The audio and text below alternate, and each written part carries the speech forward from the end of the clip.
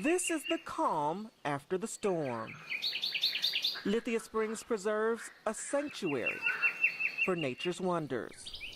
The birds giving no hint of the troubles that have overwhelmed nature's neighbors right next door. It's hard to describe, it just takes a lot out of you.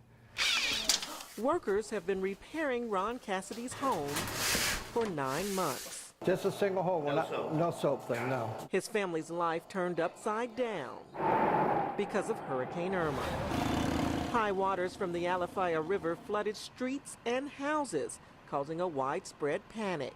I'm just losing everything I got. All near the Lithia Springs preserves. Never in 30 years had Ron seen anything like it. And the water was up to, I guess, up to about here inside the house. He and his wife forced to start over. So they hired contractors to go in, then they left out. Buying a camper. This is our home for now. And moving a couple of yards away in their own backyard. And nothing against RV living. I just would rather do it a shorter period of time and under better circumstances. It's been a lot for Ron, but back inside his home, the work is nearly done. Right at the start of another hurricane season. If this one is anything like Irma, Ron may just leave for good. I guess I've lost interest about living here as much. Still, the treasures that lured neighbors to Lithia Springs Preserves are slowly bringing a sense of calm after the storm. But no one can predict what nature will bring. In Hillsborough County, I'm Dahlia Dangerfield, Spectrum Bay News 9. All along the Hillsborough River,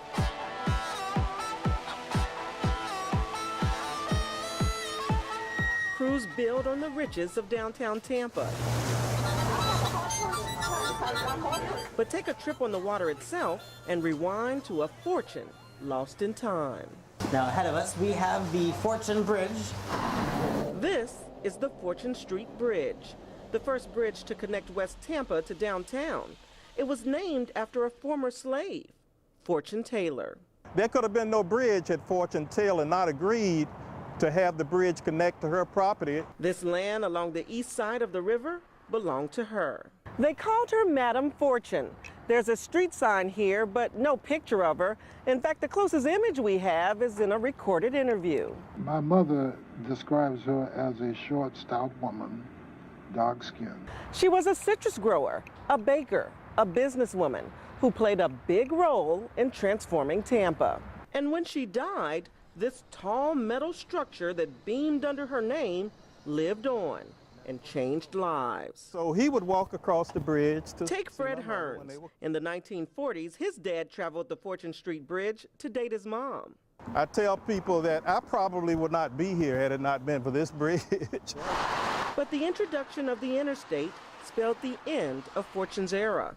Leaders changed the name of the bridge to Laurel Street after a type of tree.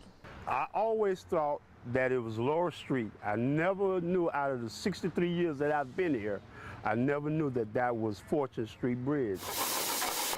Decades later, a community effort and some cheesecake is helping bring back a slice of Tampa history. That's good. Isn't that good? See how light it is? Jeff Houck is with the Columbia Restaurant Group, where they've named a dessert in Fortune's honor.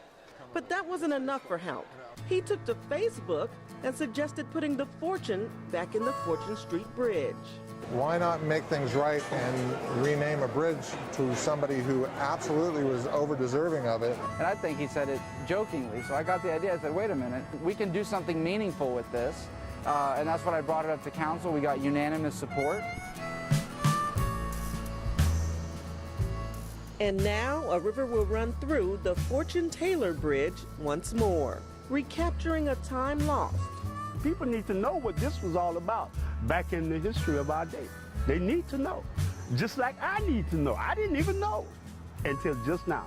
Cherishing the wealth of Fortune's history for generations to come. In Tampa, I'm Dahlia Dangerfield, Spectrum Bay News 9.